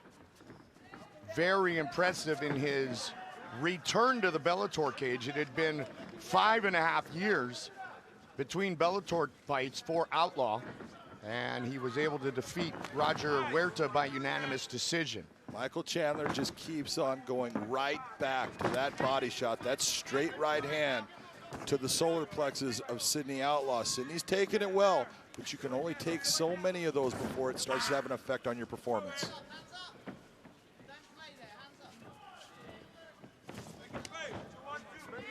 Michael Chandler very relaxed, really taking it all in this week. Not really looking back, no rear view mirror to what happened a few months ago, well, back in May, John, outside of downtown Chicago in that lightweight title fight against Patricio Pitbull. He said, hey, you can't, he said at my age, you can't control what happens in fights. He's finally learned that. Sometimes it's going to go your way, sometimes it's not.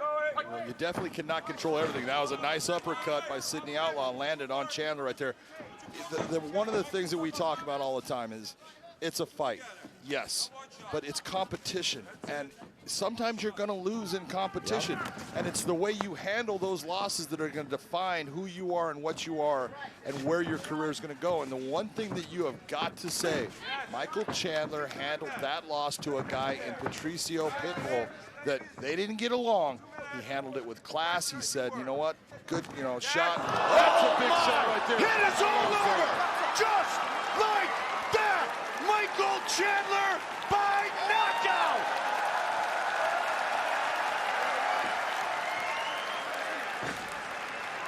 Wow! That was just a laser beam that just starched Sidney Outlaw. That would have put anybody down. That thing had power, speed behind it. When Michael Chandler is on and he is throwing his hands, he is dangerous. Boom. Right behind the ear. Yeah, same kind of shot that he was put down by Pitbull in his last fight. It's just a spot that just short circuits you, and that's what happens to Sidney Outlaw. Reminiscent of his vicious first-round KO of Patricio Pitbull back in 2016, Michael Chandler finishes Sidney Outlaw with a beautiful straight right hand. We will make it official from here live on Paramount Network in Japan when we come back.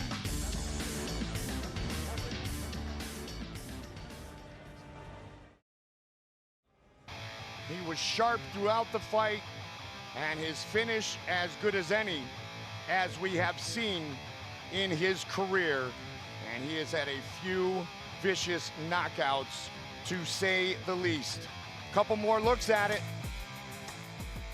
Hands were clean. The finish was there.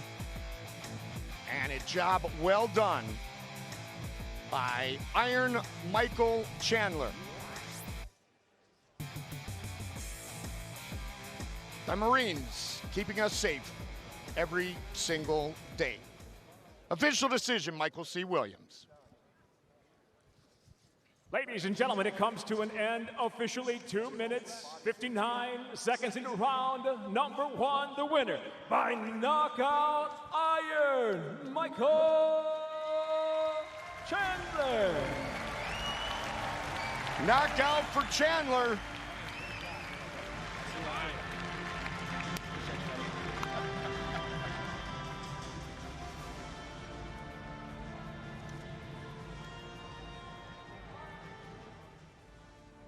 I'm here with your winner, Michael Chandler. Michael, that was an outstanding performance. You were going to the body with the right hand. That started to drop his hands down, and then you hit him in that exact spot that you've been hit before, and you talk about it. You just lose sight of things. It turns you off. Talk to me about that win. とにかく素晴らしい勝利でしたよね。勝者マイケル・チャンドラー選手に皆さんも拍手をお願いします。右非常に重い強いパンチ、そしてしっかりと試合をコントロールした素晴らしい試合でした。Yeah, this was just setting things up for the second half of the fight. With a guy like Sidney Outlaw, big body, strong wrestler, got to start taking the wins out of the sails pretty quickly. But first of all, my hat's off to him, man. If it wasn't for Sidney Outlaw stepping up after there was an injury a couple weeks ago, I wouldn't have had a dream come true to come fight in front of the Tokyo crowd. So thank you guys so much. Arigato. 対戦相手も非常に強い選手ということで、このアウトロー選手に対する対策を練ってきました。やっぱりスピード感をしっかりと持って、しっかりと試合をコントロールしたまま決めるというの重要だと思いました。そして、自分たちこうやって格闘技をしていると、それぞれ怪我があったり、いろんなことがあったりする、そうした中で今日はここに立てたということ、日本に来られたということ、本当に嬉しく思います。Been a 3-time champion here at Bellator. You have fought against the very best that they have. What is it that you want to do to take your career forward here in Bellator? さて、マイケル・チャンドラー選手と言いますとですね、3度ベラトールのライト級王者に輝いている、元王者です。ここからこの後のキャリアどんな風に作っていきますか？ You know, the older I get and the longer I've been in this sport, I'm just excited to keep fighting against myself. If I can step in here every single time and become the best Michael Chandler I possibly can be, then I've done my job. There's obviously some big fights here. I'm still hungry for belts. I'm still hungry for world titles. 3 world titles isn't enough. My wife deserves it. My son deserves it. So I'm excited about the future. とにかく長く戦い続けるということ、戦いの場に立ち続けるということが一番大事だと思うんですね。そしてその一つ一つの戦いに自分の持っているものを全てぶつけていくと、その連続だと思います。過去に3度ベラトールのライト級王者になりましたけれども、全然足りません。もっともっとタイトルを狙っていきますので、皆さん応援お願いします。そして家族もチームも応援してくれたことにこの場をお借りして感謝したいと思います。Tokyo, arigatou gozaimasu. I also want to say a special happy birthday and congratulations to Dr. Bree Chandler. I love you so much. Daddy's coming home, baby. これまで自分を支援してくれた人たちにとっても特別な日なので、今日この場をお借りして感謝の言葉としたいと思います。皆さんありがとうございます。 Japan, give it up for Michael Iron Chandler. So a happy birthday to Doc Bree. And Hap will turn 3 after the first of the year. Everybody made the trip. Hap's at home, little Hap, but there's Michael Sr., his mom Betty, and of course his wife Bree. What a birthday present from hubby Michael. And now it's home to Hap, who will turn 3 in January. Iron Michael Chandler by knockout. Main event still to come. Live on Paramount Network.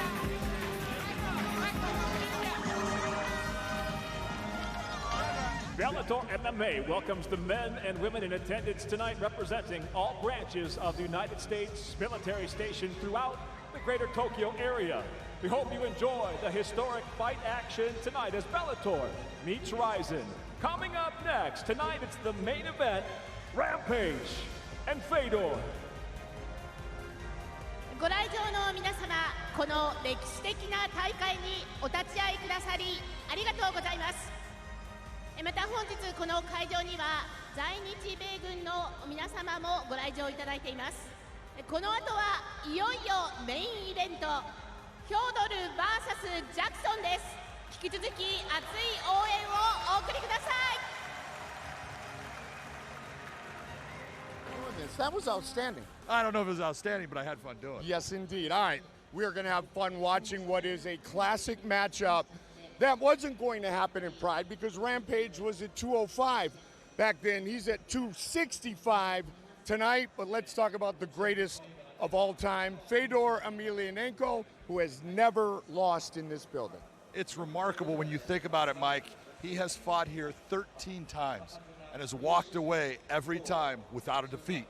This is his 14th match, but in facing a guy like Quinton, he is putting something on the line because Quinton can just touch that chin one time and it can be lights out, and now we're going to have that one loss on the record. But he has built this arena in the fight game with what he has done. This is Frank Mir going after Fedor. But look at the toss. No one tosses Frank Mir. Fedor puts him on. Look at the left hand, lands on the chin, puts him unconscious. Fedor is still explosive. He's still fast. Chael Sonnen fought Rampage and won on speed, and Fedor was faster. Fedor put him on his back. Fedor took the takedowns that Chael put him down and reversed the position and always put him in a position where he was in trouble in the fight. That's what Fedor can do when he's on. When Fedor's on, he is still as dangerous as any fighter in the world, and not just unbeaten in this building, but with all the great competition back early in the 2000s in the Pride Fighting Championships. For him to never be defeated overall, that truly is a statement. It's amazing. You got to look, and he was basically, in my opinion, he had one loss in the time that he was cut by an illegal action, but he was in a tournament, so they said, well, you're going to get a loss and we're going to move the other guy on. Wasn't fair. He was basically in a position where he was 30 fights in without a loss. In a heavyweight division here in Pride, where he had killers like Igor Vachanchin, Mirko Krokop, Antonio Nogueira, Heath Herring, all of these guys, and and he just walked through all of them. Rampage said, and I quote, "Fedor has always been my favorite fighter." What he really likes about Fedor, he said he's a stone-cold killer. You don't know if he's going to knock you out or bake a cake. Yeah, and this is Rampage against a guy he didn't like in Vanderlei Silva, a guy he faced 4 times, lost to Vanderlei twice in Pride, and then won the last 2 times that they went against each other. Quinton, if he throws a shot that lands on the chin, he can put anybody out. He has that power. The other thing that he has going for him, he has got a chin that is still made of granite. Yes. He can take a shot. We know Fedor can deliver a shot. Can Fedor touch that chin and do what most people can't and put Quinton out? Okay, over the last year or so, we have talked about a man named Sam Calavita, an Iron Man, an elite Iron Man. And guess what? Rampage said, all right, well, Tiki might have helped, but Rampage said, all right, I will work my cardio, my strength and conditioning with Sam Calavita. He said, I'm not a quitter, guys, but he pretty much made me cry. Well, he had a problem with weight, and he's had a problem in keeping the weight off. But you got to understand what he's doing by going to Sam Calavita. He's putting himself in a position to lose every time he goes to the gym. He's going with guys like Juan Archuleta and TJ Dillashaw and Cub Swanson that are just making him look bad because every time their numbers are better, their performance is better. He's the guy in last place every time.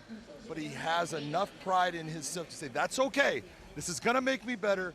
I am impressed with the fact that he is working out there and has said this is going to make me a much better person and fighter. And the most amazing thing, the guy always in first place, is Sam Calavita, because he is an absolute Iron Man and a stud and has done great things for Rampage, or so he told us. We will soon find out in our main event of the evening, a perfect main event for Bellator's first journey here to Japan, with the King of Pride, the greatest heavyweight of all time, the last emperor, Fedor Emelianenko, and a man as popular as any fighter in the history of the sport here in Japan.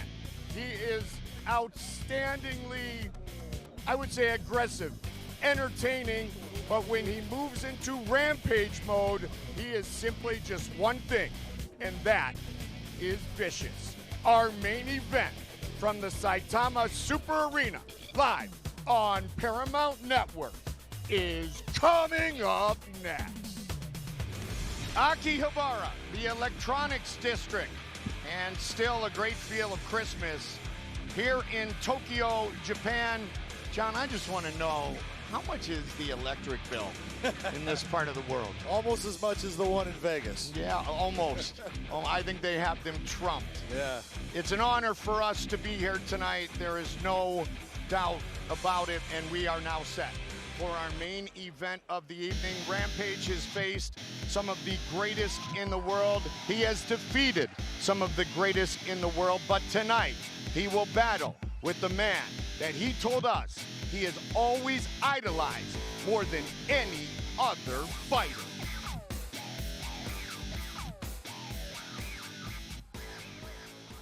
Yeah, Fedor is my favorite fighter of all times. I've always been a big fan of Fedor. No nonsense. He goes for the kill right off the bat. No fear in his heart. I love what he stands for and him as an exciting fighter.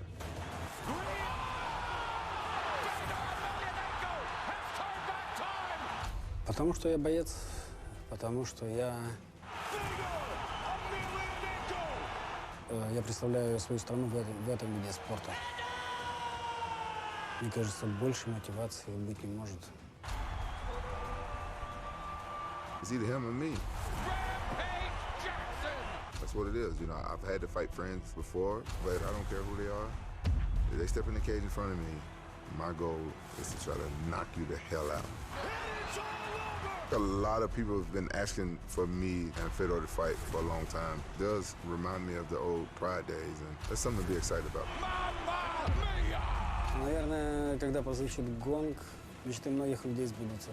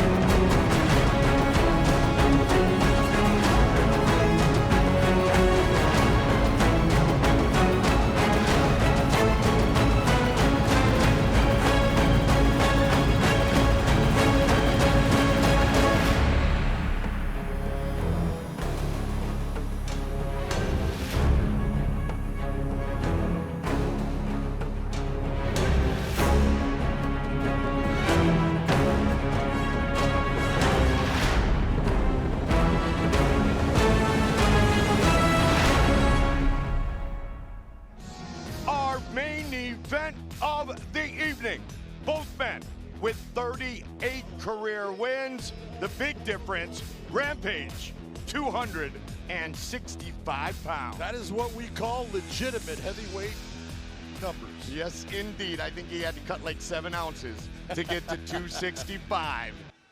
With the official introductions for this fight that we are so excited about, once again, here is the voice, Michael C. Williams. Ladies and gentlemen, Bellator MMA live on Paramount Network tonight from Saitama Super Arena. The time has come for the return to Japan of 2 MMA legends. The main event is set for 3 5-minute rounds in the heavyweight division. Sanctioned by the Mohegan Tribe Department of Athletic Regulation Chairman James Gessner, Chief of the Mohegan Tribe Lynn Milerva, supervising at cage side Mr. Mike Mazzulli. And now, first introducing the blue corner at 6'1", weighing in 265 pounds even, having assembled one of MMA's most distinguished resumes, the former world champion enters with 38 professional victories, 13 losses. Fighting out of Memphis, Tennessee, USA, presenting Quinton Rampage Jackson.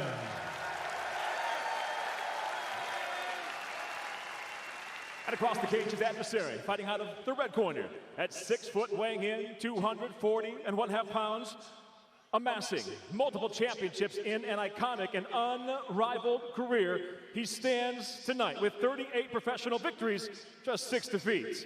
Ladies and gentlemen, hailing from Storyhosko, Russia, introducing the last Emperor, Fedor Emelianenko. In charge of the action, your referee, Kevin McDonald.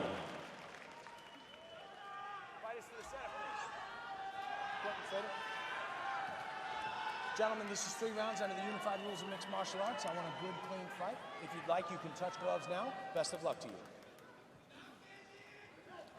Fedor Rampage. First time that we have been here in Japan, and what a main event for Bellator Japan, Bellator MMA, 2 of the best of all time. Great fight. Let's go. And here we go. Red gloves for Fedor, blue gloves for Rampage, who told us, and I quote, someone is getting knocked out.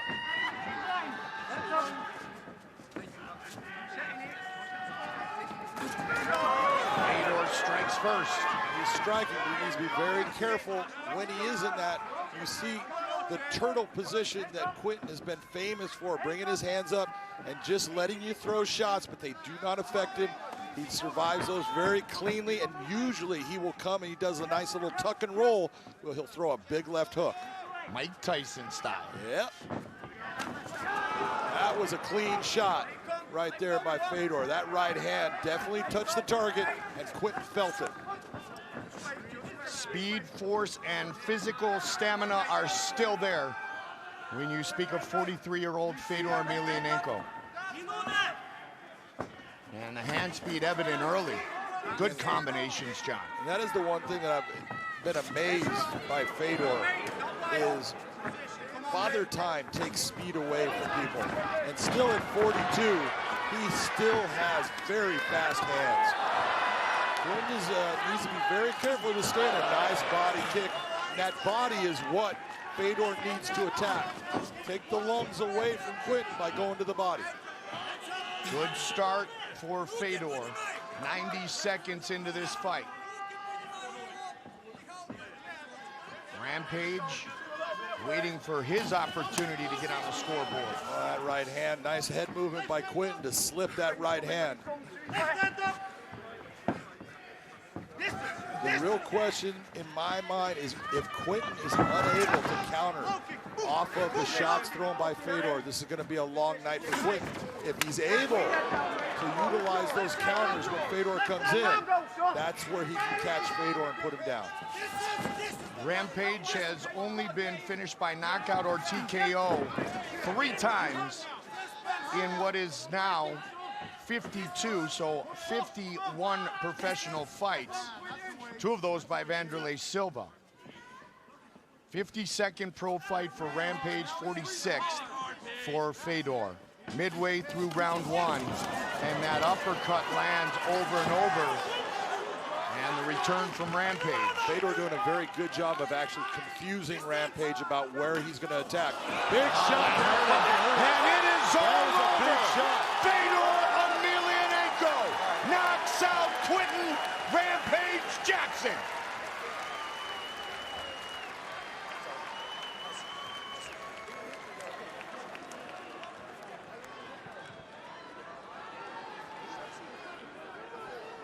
You can see that Quentin is still leaning back, wobbly.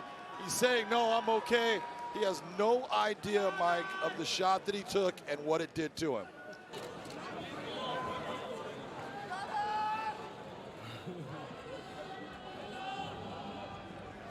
Watch the shot here. Right hand just starches him. He goes face forward. You see a guy shaking his head. What is it telling you as the referee? I don't want to be where I'm at. I don't want to be in this fight.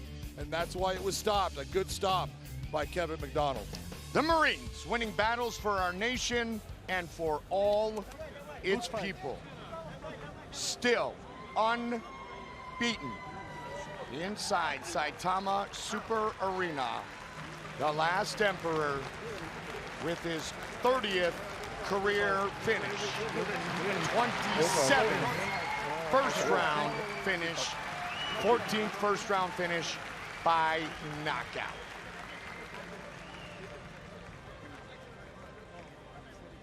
Combinations. Really a beautiful attack. He had Quentin confused. He had him confused about what he was going to go after, where he was going to attack, up or down.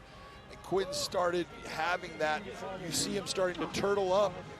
Eventually, if you're not throwing shots, if you're not being able to put an offense out towards your opponent, he's just going to have more space, more time, and more opportunity to open up and let those shots land. All 3 of Fedor's Bellator wins have come by knockout, all in the very first round. Michael C. Williams to make it official. Ladies and gentlemen, inside the Bellator cage, it comes to an end. 2 minutes, 44 seconds into round number 1. The winner by knockout, the last emperor, Fedor Emelianenko.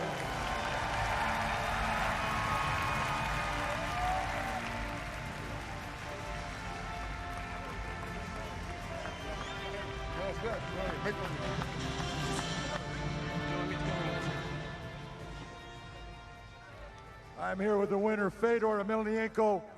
What does it mean to you to be able to come back into this arena that you have won every time that you've been in here? This is the 14th fight in Saitama in front of the Japanese fans. What does this moment mean to you? Значит, для тебя, когда ты вернулся обратно в эту арену, и каждый раз, когда ты здесь дрался, ты выиграл бои. Что это для тебя значит лично? 皆さん見ていただきましたでしょうか。エメリアエンコ・ヒョードル選手、ここ埼玉スーパーアリーナでは14戦目でした。ここでは無敗です。素晴らしい試合を見せてくれました。Конечно, я очень рад, что сегодня вновь мы одержали победу, и мне удалось порадовать вас, дорогие фанаты. I'm very happy that one more time I was here and I was able to entertain you guys and make you happy. Именно здесь, в Японии, и случилось мое становление как бойца. Здесь я завоевал вашу любовь, завоевал ваше уважение. И сегодня я опять рад немножко порадовать вас. That's where I become real fighter in Japan here, and that's where I got your love, guys. And I'm very happy that I entertained and brought you so much fun again. 皆さんと共に今日この時間を過ごすことができて本当に心から喜んでいます。今一度ここ日本に来ることができたこと、そして勝利を収めてそれを皆さんと分かち合うことができたこと、心から感謝しています。One more thing you want to say, go ahead. К сожалению, моя спортивная карьера заканчивается. Возможно, это последний бой здесь, в Японии. Вот. И я благодарю вас, благодарю за вашу любовь, за вашу поддержку. Ну и также хочу поклониться всем, кто за меня молился в России, всем православным христианам в Сербии, Греции и здесь. Unfortunately and regretfully, I want to say that perhaps my career stops here on my win in Japan, where I started, and then I'm finishing my career here. And thank you very much for supporting me over the years. Thank you very much. That's the end of my tour.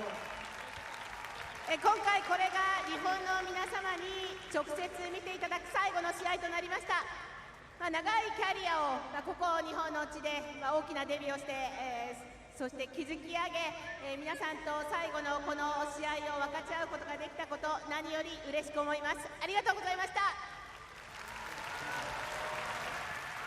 And one more thing, he wants to thank every Christian out there who was supporting his orthodoxy. Thank you very much for all your prayers that were answered. Thank you so much for all the support and prayers. 皆さん、本当にありがとうございます。もう一度感謝を述べます。そして、この大会、この試合の実現に寄与してくださったすべての方々に感謝したいと思います。皆さんに愛を届けます。ラブを届けます。ありがとうございました。Ladies and gentlemen, the last emperor, Fedor and Emelianenko.